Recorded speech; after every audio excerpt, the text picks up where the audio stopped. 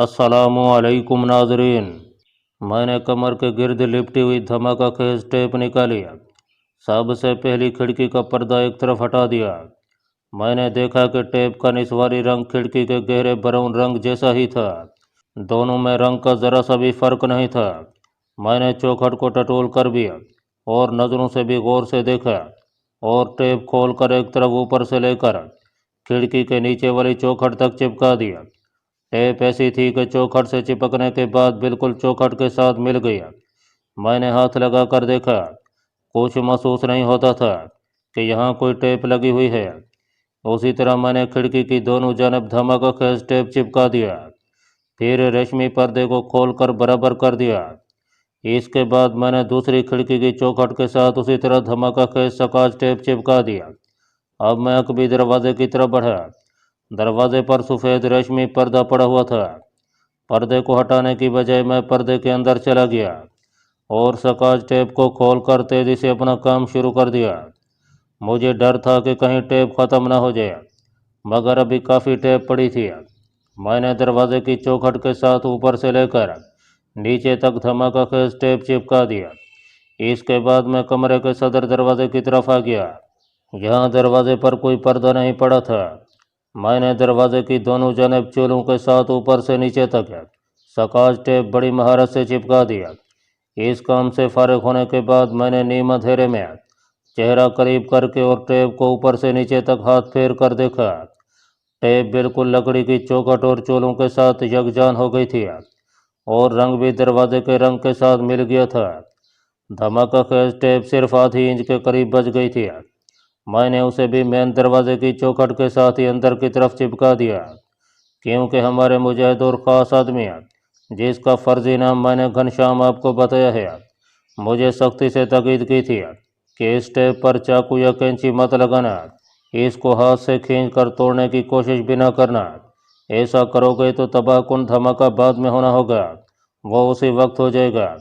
इस काम से फारिग होने के बाद मैं उस खिड़की की तरफ आ गया जिसकी चौखट पर लगी टेप के साथ मुझे बारीक तार चिपका कर तार को खिड़की के बाहर ले जाना था। ये खिड़की अंदर से चटकनी चढ़ाकर बंद की गई थी। मैंने आहिस्ता से उसकी चटकनी उतारी और उसका एक पट ज़रा सा अंदर की जानिब खोल दिया। बाहर से ठंडी हवा का झोंका आया, साथ ही मुझे हल्की बारिश की आवाज़ भी सुनाई दी। मैंने खिड़की की चौखट के कोने में वो चिपकी धमाका खेज निसवारी टेप के ऊपर बारीक तार को रखा और जेब से दूसरी आम सकाज टेप निकाल कर उसका छोटा सा टुकड़ा तोड़ा और तार के ऊपर अच्छी तरह से चिपका दिया। ये फालतू आम टेप का छोटा टुकड़ा मैं अपने साथ लाया था और इस टेप का रंग भी धमाका खेज टेप जैसा निसवारी था। मैंने बाकी तार नलकी पर से खोली और उसे बेल के साथ साथ नीचे की तरफ फेंक दिया। ये काम ख़त्म हो गया था और अब मुझे वहाँ से वापस दीवार वाले पाइप के ज़रिए नहीं बल्कि होटल के अंदर से होकर जाना था।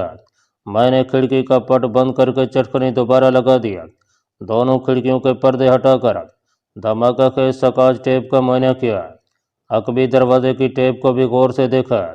ये टेप चौखटों के साथ इस तरह चिपक गई थी कि रोशनी में भी नज़र नहीं आ सकती थी।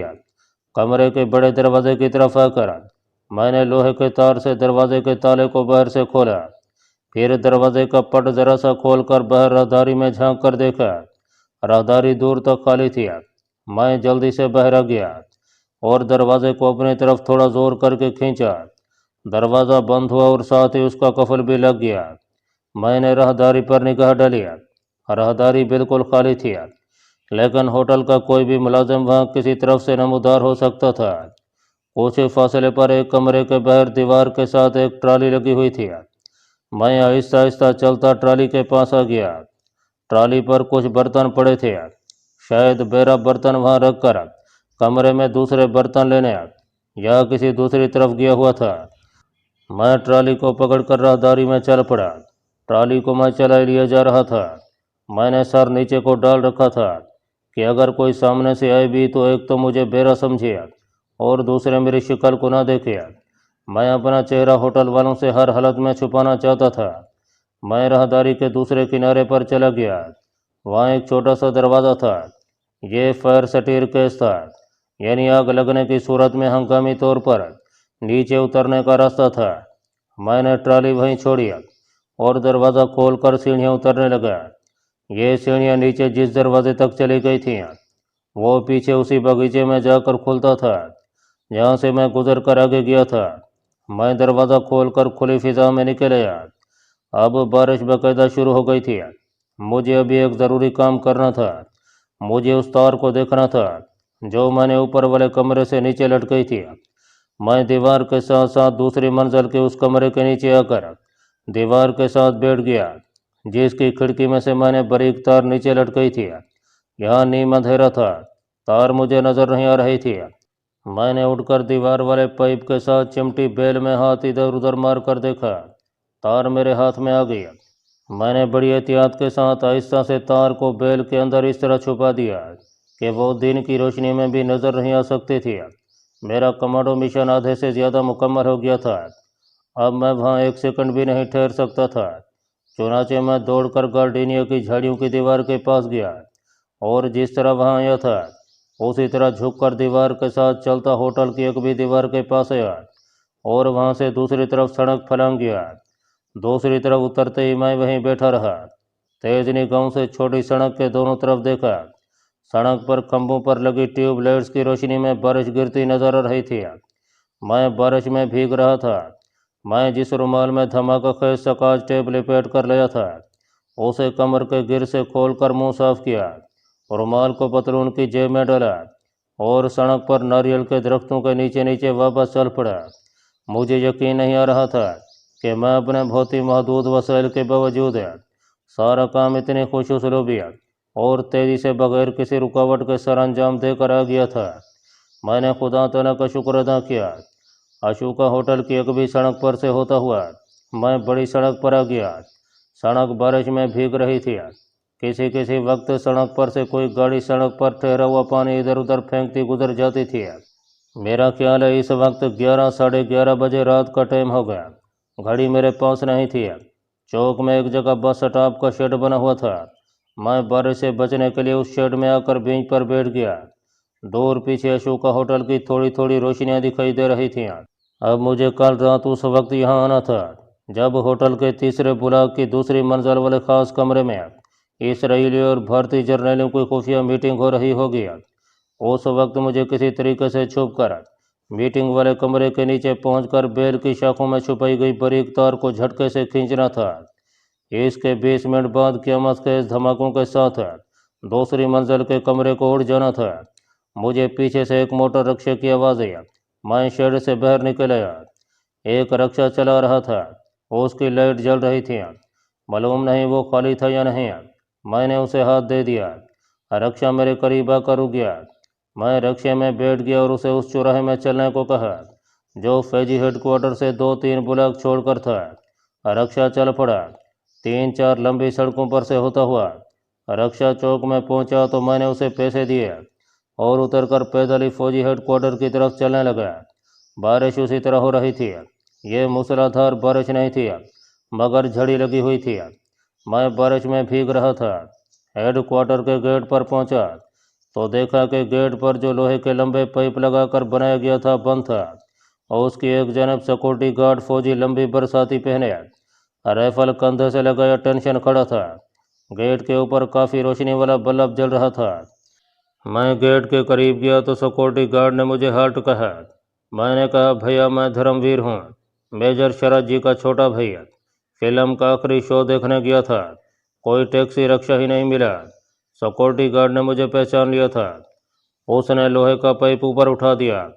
मैं अंदर दाखिल हुआ तो उसने पाइप दोबारा नीचे कर दिया और बारिश में टेंशन खड़ा हो गया।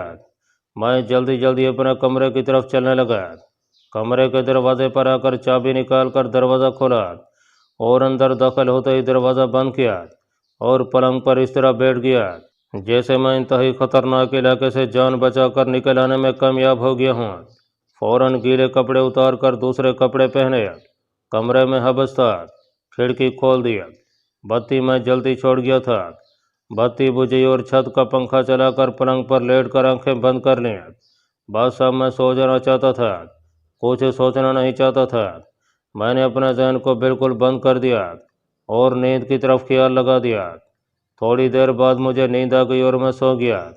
सुबह इन वक्त पर मेरी आंख खुल गई। नाश्ता मैंने किचन में बना कर किया और फौजी कैंटीन में अपनी ड्यूटी पर आ गया। जगदीश वहाँ पहले से मौजूद था। मेरी तरफ देखकर शरारत से मुस्कुरा रहा था। कहने लगा, धर्मवीर जी, रात कैसी गुजरी? फिल्म देखने में तो बड़ा मज़ा आया होगा। फिल्म क्या देखी होगी, बस शर्मीती जी से प्रेम होता रहा होगा। मैंने भी हंसकर कहा, नहीं यार, अभी मेरी उस लड़की से इतनी बेतकल्फ़ी नहीं हुई। बस बातें ही करते रहे सारी फिल्म में। बाहर निकले तो बारिश हो रही थी। पहले लड़की को उसके घर छोड़कर वापस आया तो चौक में रक्षा खराब हो गया। बारिश में भीगता हुआ हेडक्वार्टर में पहुंचा। मैं जगदीश को भी ये बता देना चाहता था कि मैं रात बारिश में भीगता हुआ आया था। इसके बाद हम अपने काम में लग गए। उस रोज़ सप्लाई में फ्रांस की बड़ी मशहूर वाइन कर्डिमोन भी आई थी। मैंने सब्ज रंग की उस मशहूर फ्रेंच वाइन की बोतल अपने हिसाब में खरीद कर लिफाफे में डाल कर रख लिया। जगदीश कहने लगा, ये किसके लिए ले जा रहे हो? तुम तो पीते ही नहीं। मैंने कहा, यार, अपने भैया शरद जी के लिए ले जा रहा हूँ, उन्हें ये वाइन बड़ी पसंद है। दोपहर को लंच के वक्त मैं वाइन की बोतल लेकर मेजर शरद दीवान के पास चला आया। फ्रेंच वाइन एक बहाना था। असल वजह यह थी कि मैं उसके पास जाना चाहता था कि शायद वो मुझसे इसराइली और भारतीय जर्नलों की मुलाकात के बारे में कुछ मज़ीद मालूमात मिल जाएं।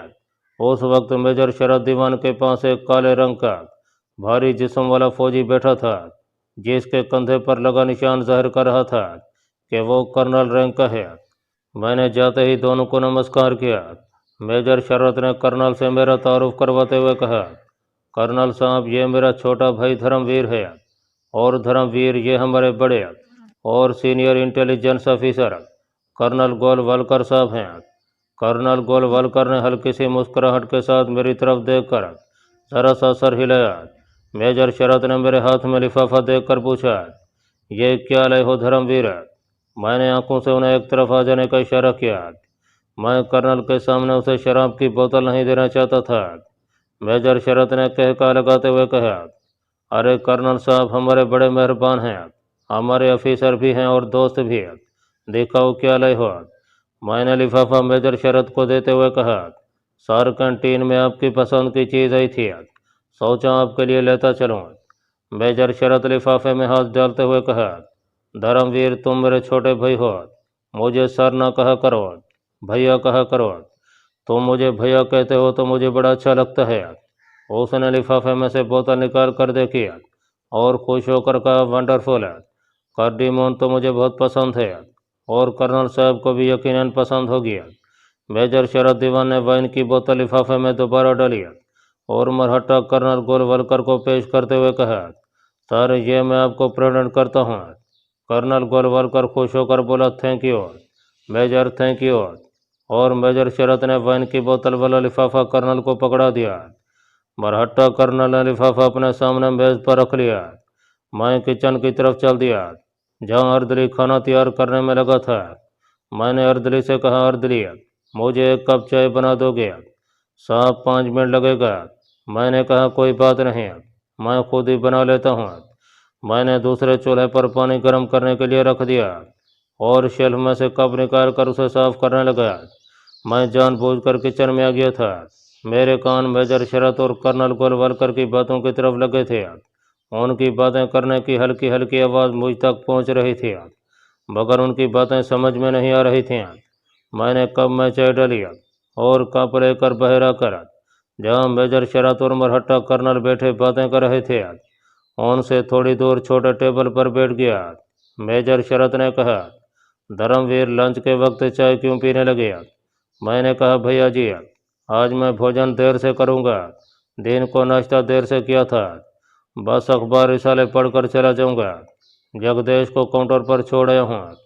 मेजर और मरहट्टा कर्नल अपनी बातें करने लगे। वो अंग्रेजी में बातें कर रहे थे। मैंने ये जाहिर किया जैसे मैं बड़ी दिलचस्पी से अखबार रिसाले देख रहा हूँ और मुझे उनकी गुफ्तगू से कोई सरोकार नहीं है। वो लोग भी, ख़ास तौर पर मेजर शरद, मुझे बेज़रर समझता था। उसे मुझ पर अभी तक ज़रा सा भी शक व शुबा नहीं हुआ था।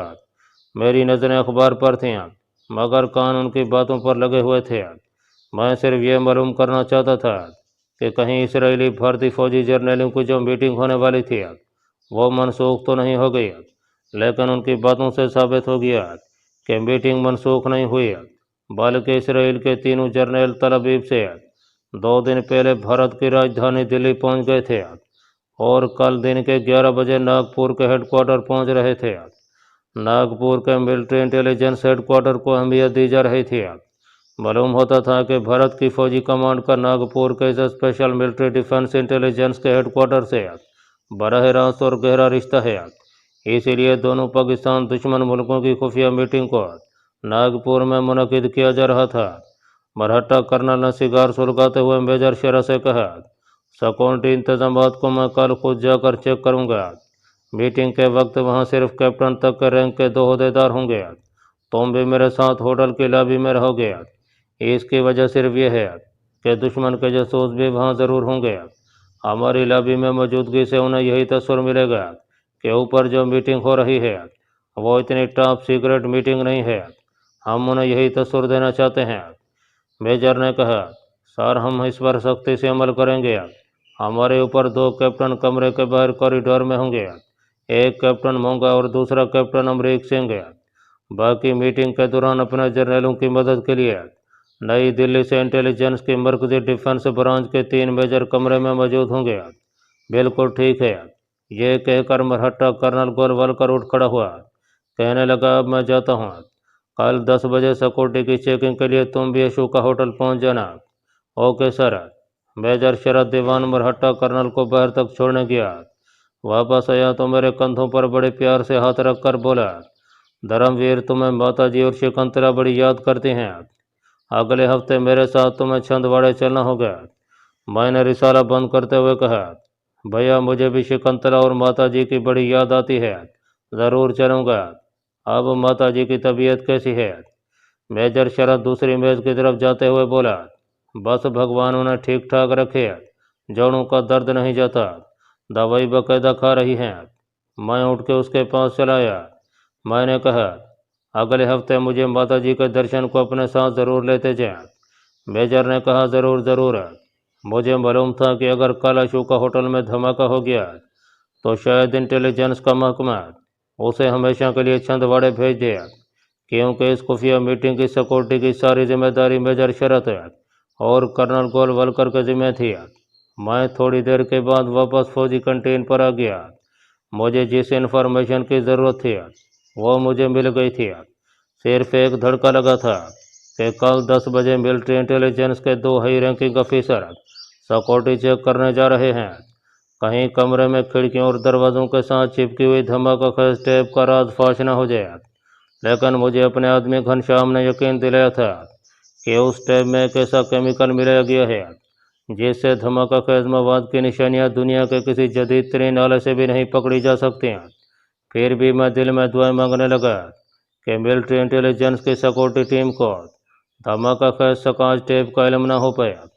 वो दिन गुजर गया, फिर वो रात आ गई जिस रात अशोका होटल में पाकिस्तान के 2 दुश्मन मुल्कों यानी इसराइल और भारत के 3 टॉप के फौजी जर्नलों की पाकिस्तान पर हमला करने के बारे में खुफिया मीटिंग होने वाली थी। मुझे उसी रोज़ शाम को मालूम हो गया था कि सिक्योरिटी टीम ने चेकिंग कर ली थी और वहाँ की काबिल एतराज़ कोई बात उन्हें नज़र नहीं आई थी। ये बात भी मैंने हतमी तौर पर मालूम की थी कि रात के 8 बजे अशोका होटल में भारत के जर्नल इसराइल के जर्नलों का खैर मकदम करेंगे। इसके बाद वो ख़ास काफ़ी रूम में बैठकर काफ़ी पिएंगे।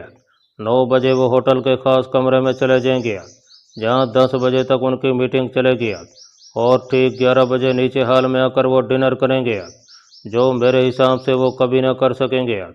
और वो काफ़ी रूम में जो काफ़ी पिएंगे वो उन 6 के 6 जर्नलों उनके मददगार स्टाफ की ज़िंदगियों की आखिरी काफ़ी होगी।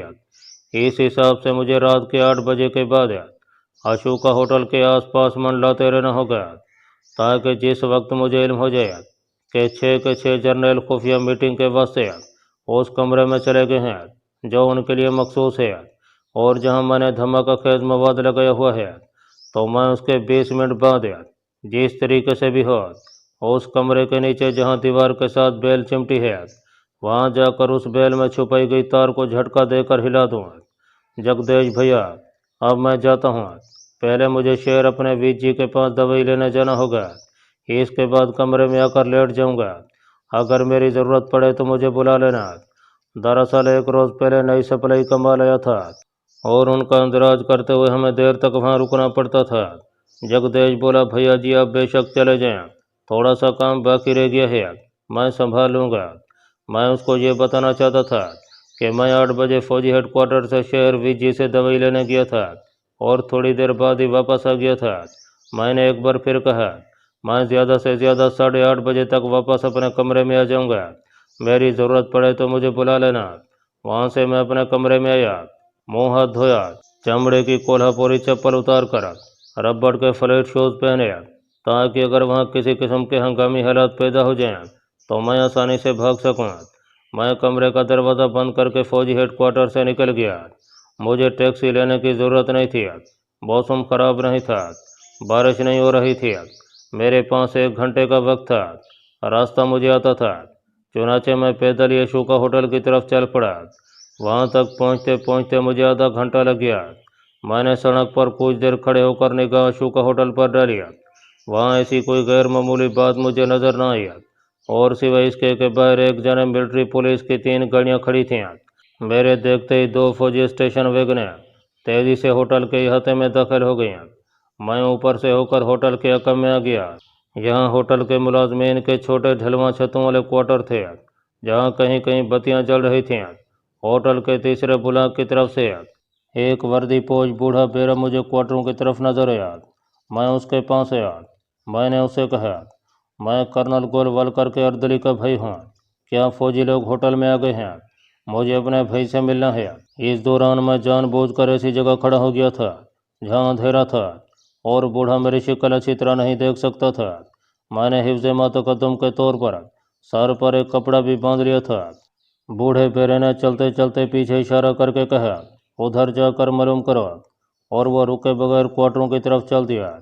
मैं होटल के पहले बुला के कप के करीब पहुंचा तो मुझे वहां 2 फौजी खड़े नजर आए। उनके पास मशीन गनें थीं। मैं वहीं से वापस मुड़ गया। अब मुझे फिक्र पड़ गई कि कहीं उस जगह भी फौजी पहरा न लगा हुआ जहां मुझे जाकर तार को खींचना था। मैं वापस सड़क पर आ गया। यहाँ से मुझे बगीचे के पार दूसरी मंजिल और उसके नीचे पहली मंजिल की जगह साफ नजर आ रही थी। दीवार के साथ चिमटी बेल भी दिखाई दे रही थी, मगर वहाँ कोई फौजी नजर नहीं आ रहा था। काम खतरनाक था। अपने आप को मौत के मुंह में डालकर मुझे कमांडो एक्शन करना था। मैंने सोच लिया था कि चाहे मैं पकड़ लिया जाऊं और चाहे धमाके के साथ मैं भी उड़ जाऊं, लेकिन मैं बेल के पीछे छुपी हुई तार को एक बार ज़रूर खींच दूंगा। आगे जो हो सो हो।